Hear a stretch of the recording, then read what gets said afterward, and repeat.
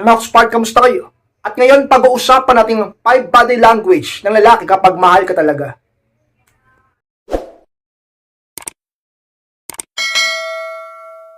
At kung handa na po kayong lahat, masarap po tayo. At muli, be inspired!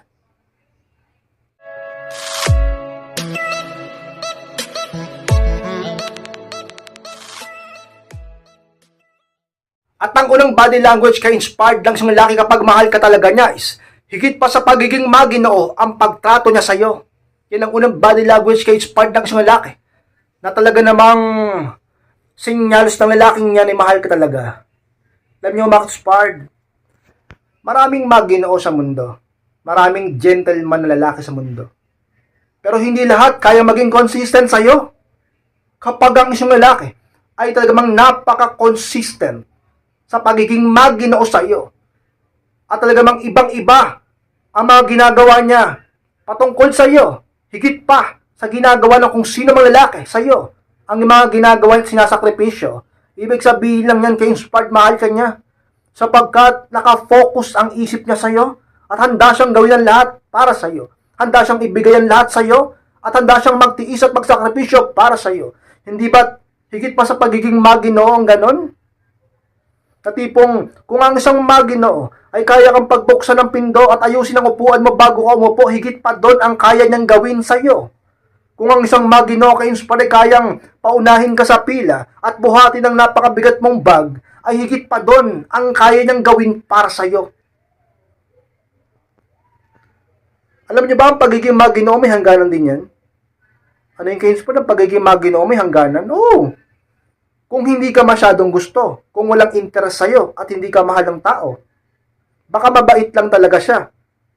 Kaya siya naging maginoo sa'yo at nagpakita ng kabutihan.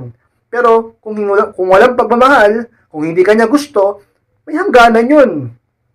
Pagtapos ng pagiging maginoo ng lalaking yun sa'yo, hindi ka na niya papansinin at nakafocus na siya sa iba. Pero pag ang lalaki ay mahal ka, may pag-ibig sa puso niya, yung pagiging maginoo niya, ay hindi natatapos ka-inspired. Isa sa mga dapat mong malaman, dapat mong mapansin sa lalaki, body language ng isang lalaki kapag mahal ka talaga, higit pa sa pagiging maginoo, ang pagtrato niya sa iyo, ka-inspired. Pangalawang body language ka-inspired ng isang lalaki kapag mahal ka talaga is, nakikita mong mayroong kakaiba sa kanyang mga ngiti pagdating sa iyo. Pangalawa, ka-inspired. Marami namang lalaki dyan na ngumingiti sa iyo. Mapalalaki, mapababae, kilala mo man, o kahit hindi mo kilala, kung minsan napapangiti sa'yo. Pero makikita at makikita mo at mararamdaman mo pa mismo sa puso mo kung yung taong yun ay may something sa kanya mga ngiti. Alam mo kung yung taong yun ay talaga naman totoo sa'yo, kung yung taong yun ay may pag-ibig sa'yo, kung yung taong humingita sa'yo ay minamanya ka lang, kung yung taong humingit sa'yo ay uutangan ka lang. Matanda na tayo, alam na natin yung mga ganyan, yung mga itsura nilang ganyan. Pero, alam mo rin, kapag ang ngiti ng isang lalaki sa'yo ay talaga namang may something, na tipong malalaman mong ang lalaking yan, ay malaking posibilidad na gusto ako o mahal ako, ka-inspired, magtiwala ka sa instinct mo. Ang mga kababaihan ay pinaniniwalaan kong binigyan ng gift, gut instinct, napakalakas ng radar. Yan yung mga babae na yun kayo. Nalalaman nyo agad na may gusto sa inyo ang isang lalaki o mahal ka talaga. At isa yun sa mga body language ka-inspired ng isang lalaki. Kapag talagang mahal ka niya, may kakaiba sa kanya mga ngiti. Ibang-iba sa lahat pagdating sa iyo. Sa iyo niya lang yung ginagawa at pinapakita. Yung ganyang mga klaseng ngiti niya, ka-inspired. Pangatlong body language ka-inspired ng isang lalaki kapag mahal ka talaga niya is madalas siyang makipag-eye to eye contact sa iyo. Yung pangatlo ka-inspired na dapat mong malaman kung ang lalaking yan ay madalas makipag eye to eye contact sa iyo, ibig sabihin lang yan kung hindi ka gusto ay mahal ka. May mga lalaki na torpe, may mga lalaki na sobrang mahiyain, ni hindi magawang makipagtitigan o tumingin man lang sa babaeng gusto o mahal nila, pero may mga lalaki naman na matatapat, malalakas ang loob. Hindi ibig sabihin no na makapal ang mukha nila o sabihin natin babaero sila, kundi nilalakasan lang nila yung loob nila. Makikipag eye to eye contact sa iyo. Naranasan mo na ba ang ganyang ka-inspired? Na merong isang lalaki na nakikipag eye to eye contact sa iyo madalas? Sa eskwelahan man yan, sa trabaho, sa church, sa labas, sa bahay, sa skinita nyo, saan mang lugar yan, nasang ka man. Merong isang lalaki dyan na madalas makipagtitigan sa'yo. Kapag ka ganyang ka-inspired, talaga malamang sa malamang ay may nararamdaman yan sa'yo. Alam ko na malalakas ang radar nyo. Alam ko na talaga namang malalaman nyo ang totoo kung lalaking yan ay may binabalak na hindi maganda sa'yo o kung lalaking yan ay gustong ligawan ka. Kung naranasan mo yan sa boyfriend mo o sa mister mo, ay napakaswerte mong ibig sabihin lang yan, mahal ka niya. Ka-inspired. Dahil kung ang partner mo ay hindi na kaya makipagtitigan sa'yo, kung ang boyfriend mo o asawa mo ay hindi na kaya makipag eye-to-eye contact sa'yo, mag-isip at magtaka ka na. Kumbaga parang ayaw ka na niyang pansinin, ayaw ka niyang tingnan, ayaw niya nang makipag-usap sa'yo, makipagtitigan sa'yo, bakit ganon? Pero pag ang partner mo ay talagang nakikipag eye-to-eye contact sa'yo at may kasamang ngiti at may kasamang pag-ibig, ang lalaking yan ay mahal ka talaga, ka-inspire. Pang-apat na body language ka-inspired ang isang lalaki kapag mahal ka talaga is hindi malaman ang kilos at pwesto kapag kaharap ka. Pang-apat ka-inspired, ang isang pinakamahirap na sitwasyon, halimbawa may nagkaagusto sa'yo, diba? Halimbawa, hindi mo partner, o sabi natin single ka, tapos merong nanliligaw sa iyo o merong nagpaparamdam sa iyo at gusto mo malaman kung crush ka.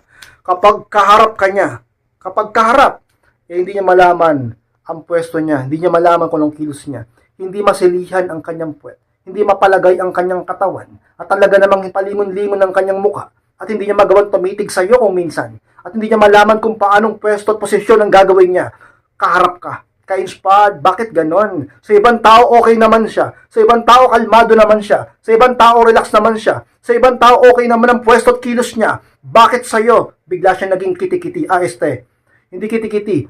Para siyang naging isang hindi malamang nilalang. Kumbaga